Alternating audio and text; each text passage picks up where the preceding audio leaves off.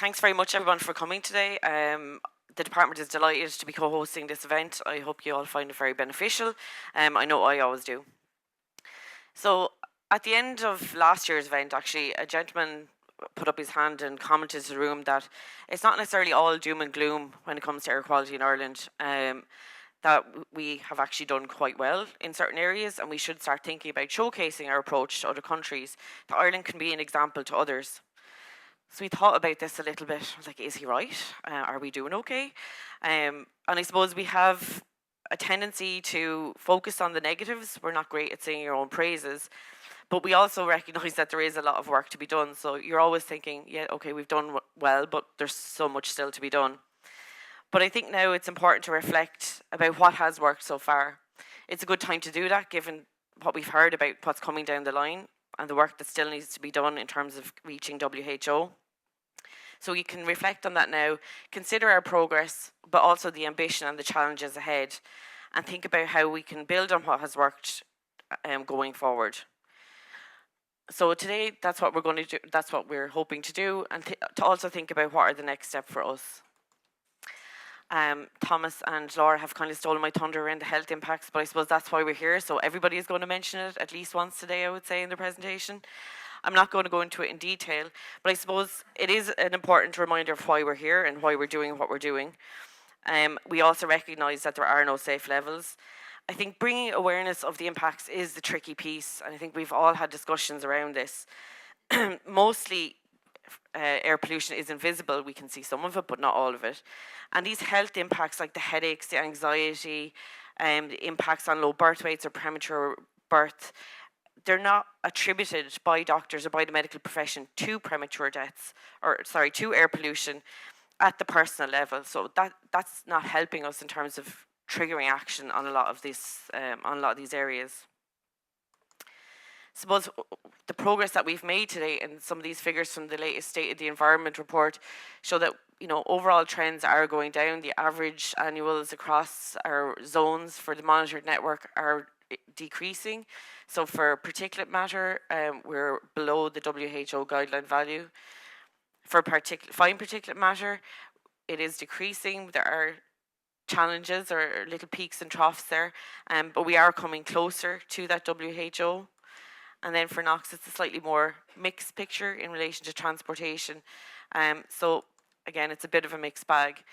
I think it's important to think about the premature deaths as well and the progress in relation to that. Since 2018, the EEA have revised the calculation method. But since 2018, we've reduced premature deaths by 100 across the country. So I think that's really important to note as well. I think what's even more important to note is that when broken down by area, it is a mixed picture, and it's not just an urban phenomenon. These premature deaths are attributed in rural areas, village and suburbs, and inner towns, so not just in our urban centres. As already highlighted, we're in a relatively good position in terms of we know what the sources of our air pollution are: transportation, residential. They're the key problems that we need to address. We have great data, which is only getting better. We kind of know what needs to be done. We know the actions and measures that need to be taken to address these. And we also have a strategy now in place to start moving this forward. And I suppose I do want to reiterate that industrial emissions are not a key pollutant, because that keeps getting put before us. So the tools that we have, in addition to the new ambient air quality directive that's coming our way, which puts a number of specific legal requirements at the EU level, we also have our National Clean Air Strategy, which was published in 2023. We've already submitted our first progress report earlier this year. And that really sets out how we deal with these things. So as we move forward, we kind of know what we need to be doing. We need to focus on targeted policy measures.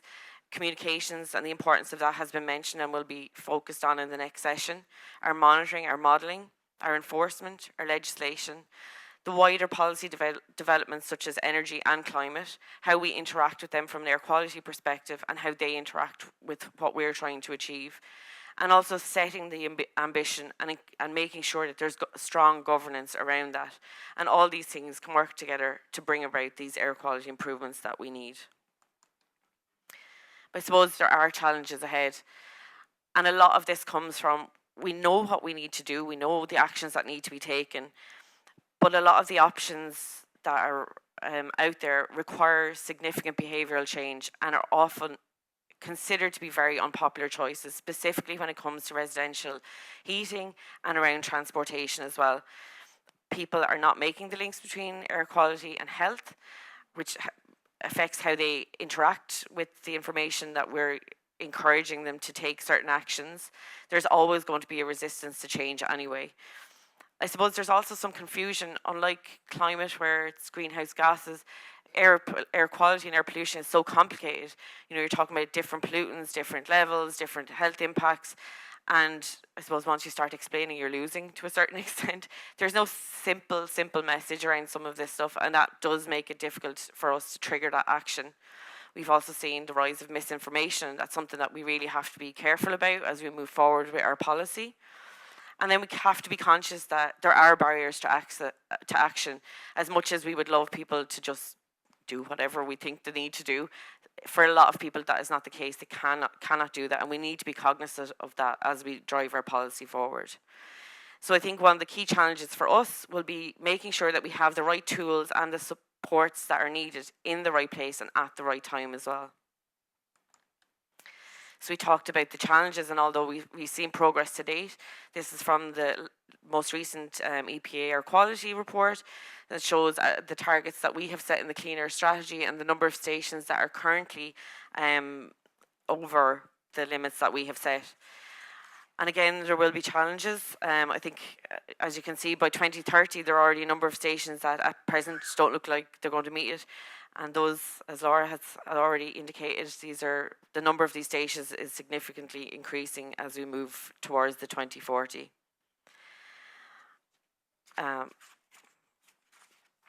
I suppose it is just important to note as well in relation to this is based on the 2023 data. So hopefully as we continue to implement our policy measures, the number of stations will reduce. So by the time we get to 2040, we'll have significantly reduced the number of stations that we're concerned about. Every year we'll be able to track that progress. So going back to the positive news, it's a bit up and down. Air quality is improving, but we need to make sure that the trend continues and action is needed from everyone. This is already happening, I suppose, but there is more required at all levels. So from the government perspective, it's our role and responsibility to make sure that we implement the policies that support emission reductions and support positive behaviour change. At the community level, we need to support changes in our communities, support community initiatives, and help our businesses to support change as well. And then at the individual level, we need to help educate ourselves, to look at the steps that we can take that are appropriate for us and to continue to take those steps, and then to support others when they're making changes in their life and maybe not question why they've taken a certain action, but support them in doing that. So going forward, in the next steps that we need to think about, as Thomas outlined, we have a lot of work to do in terms of the new directive and also in terms of implementing our own clean air strategy. But I suppose as we reflect and as we've seen, there is a lot of progress. We are doing something right. It is working, the policy actions that we are taking. But I suppose we're kind of trying to consider now what more we need to do. So I suppose for us, we're starting to move away from just complete blanket national approach. We need to start looking at those local areas and focusing on what needs to be done there specifically. We've already started planning, looking at roadmaps for action, looking at developing frameworks for decision makers to help everybody in terms of moving towards these new ambitious targets. We've worked really well with key stakeholders over the last few years. We've had our NGO forum, we've had a research forum, and this has worked really well, and it's really been valuable to us in helping us develop policy, and we'd like to expand that even more. We're going to have to legislate better. We're already working on amendments to the Air Pollution Act that will help in this regard. And also will enhance enforcement as well. As Laura mentioned, we need to make sure that the supports are there in terms of enforcing the legislation that we have. We'll need to start being innovative. All of these things are tricky problems, and we can't just use the same old approach that we've always used. So we really need to think about what new methods, what new ways we can consider moving things forward in the future. And I think across all presentations today, we'll hear more about the awareness and the education and the importance of that in terms of helping us progress with our policy ambition. So I suppose we sometimes forget how bad air quality was. For all the young people in the room, they may not remember how bad air quality was at certain points in time, definitely back into the 80s and 90s, before there were solid fuel regulations, before there were all that source-specific legislation around industrial sites, or before quality improvements in fuel quality, even in the transport sector. Many people will never know that, and that's a good thing. I suppose we're much further along in terms of where we're hoping to get to, but we know that there is still a lot of work to be done. And where we want to get to is where people are truly breathing clean air. We may never reach perfection, 100% perfection, but I suppose we're always striving to be looking for continued progress. So thank you very much.